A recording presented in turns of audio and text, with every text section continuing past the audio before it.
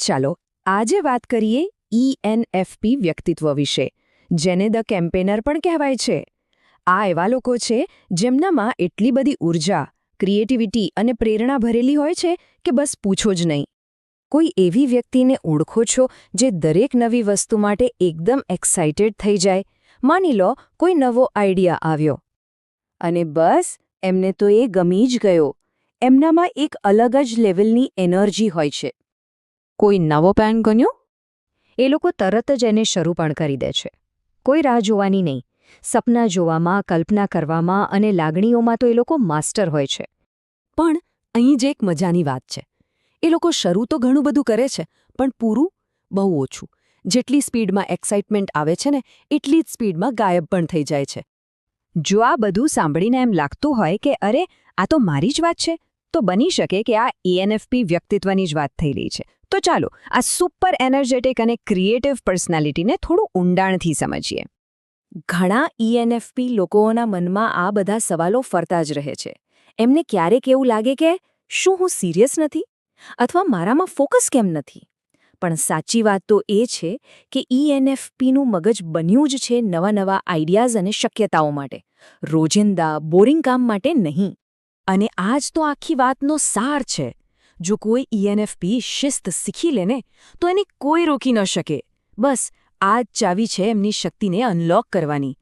શિસ્તથી એમની ક્રિએટિવિટીને સાચી દિશા મળી જાય છે. તો ચાલો હવે ENFP વ્યક્તિત્વને જરા બારીકાઈથી સમજીએ કે એ કામ કેવી રીતે કરે છે. તો જુઓ, ENFP આ 4 અક્ષરોનો મતલબ શું છે? E એટલે એક્સ્ટ્રોવર્ટ, જેમને લોકો સાથે હળવા મળવાથી એનર્જી મળે. N એટલે ઇન્ટ્યુશન, જો હકીકતો કરતાં વિચારો અને ભવિષ્યની શક્યતાઓ પર વધારે ધ્યાન આપે છે. F એટલે ફિલિંગ, મતલબ કે નિર્ણયો દિલથી લે છે, દિમાગથી નહીં. અને P એટલે પરસીવિંગ, જેમને નિયમો કરતાં આઝાદી અને ફ્લેક્સિબિલિટી વધુ ગમે છે.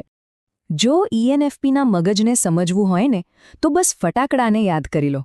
એમના મનમાં વિચારો, સપના અને લાગણીઓના ફટાકડા સતત ફૂટતા જ રહે છે. એકદમ બ્રાઇટ, કલરફુલ અને એનર્જીથી ભરપૂર. ફટાકડાની જેમ જ એમના આઈડિયાઝ પણ એટલા જ તેજસ્વી અને આકર્ષક હોય છે. એમની ક્રિએટિવિટી અને જુસ્સો આજુબાજુના લોકોને પણ પ્રેરણા આપે છે અને ગમે તેવા માહોલને જીવંત બનાવી દે છે. પણ જેમ ફટાકડાની રોશની પલભરમાં ગાયબ થઈ જાય છે, બસ એવું જ કંઈક એમની સાથે પણ થાય છે. જેવો શરૂઆતનો ઉત્સાહ ઓછો થયો એટલે તરત જ એમનું ધ્યાન ભટકી જાય છે. અને આ જ એમનો સૌથી મોટો પડકાર છે. તો આના પરથી એક વાત તો સાફ છે. ENFPની જે સૌથી મોટી તાકાત છે, એ જ એમની સૌથી મોટી નબળાઈ પણ બની શકે છે. ચાલો જોઈએ કેવી રીતે. અહીં જુઓ, આ કેટલું રસપ્રદ છે. એક તરફ છે એમની તાકાત, તો બીજી તરફ છે પડકારો. જેમ કે એ લોકો ખૂબ ક્રિએટિવ અને એનર્જેટિક હોય છે, પણ એના કારણે જ એમનું ધ્યાન બહુ જ જલ્દી ભટકી જાય છે. તેઓ વાતચીતમાં તો એકદમ માહિર હોય છે, પણ ક્યારેક વધુ પડતા ઇમોશનલ પણ થઈ જાય છે. આશાવાદી અને પ્રેરણાદાયક છે, પણ લાગણીઓ વિશે ઓવરથિંકિંગ પણ બહુ કરે છે.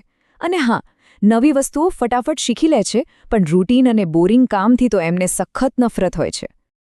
સારું, તો આ તો થઈ એમના મનની વાત. હવે જોઈએ કે આ લોકો દુનિયામાં, મતલબ કે પોતાની કારકિર્દી અને સંબંધોમાં કેવા હોય છે. ENFP લોકો એવી જગ્યાએ ખીલી ઉઠે છે જ્યાં એમને આઝાદી મળે, ક્રિએટિવિટી બતાવવાનો મોકો મળે અને લોકો સાથે કનેક્ટ થઈ શકે. એટલે જ તો ઉદ્યોગ સાહસિક, ટીચર, કોચ કે પછી માર્કેટિંગ અને મીડિયા જેવી ફિલ્ડ એમના માટે બેસ્ટ છે. પણ હા, જ્યાં એકદમ કડક નિયમો હોય, એકનું એક જ કામ રોજ કરવાનું હોય અથવા એકલા કામ કરવાનું હોય, એવી જગ્યાએ તો એમનો જીવ ગુંગળાઈ જાય. હવે વાત કરીએ સંબંધોની. સંબંધોમાં ENFP ખૂબ જ રોમેન્ટિક, ઉત્સાહી અને વફાદાર પાર્ટનર સાબિત થાય છે.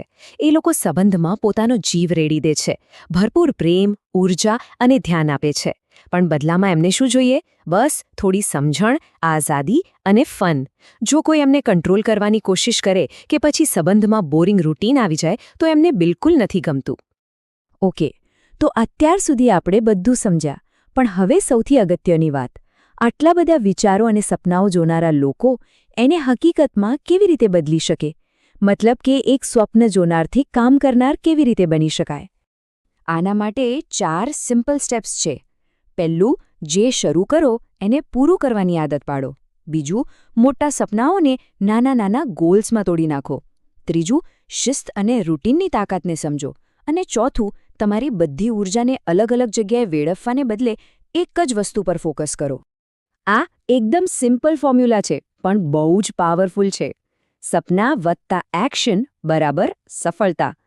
કારણ કે એક્શન વગર સપના તો ખાલી વિચારો જ રહી જાય છે, ખરું ને?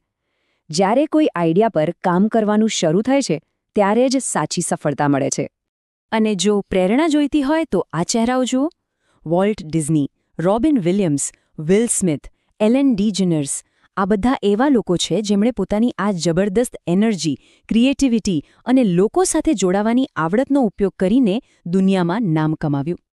તો છેલ્લે એક સવાલ: શું મનમાં સતત નવા નવા વિચારો આવતા રહે છે?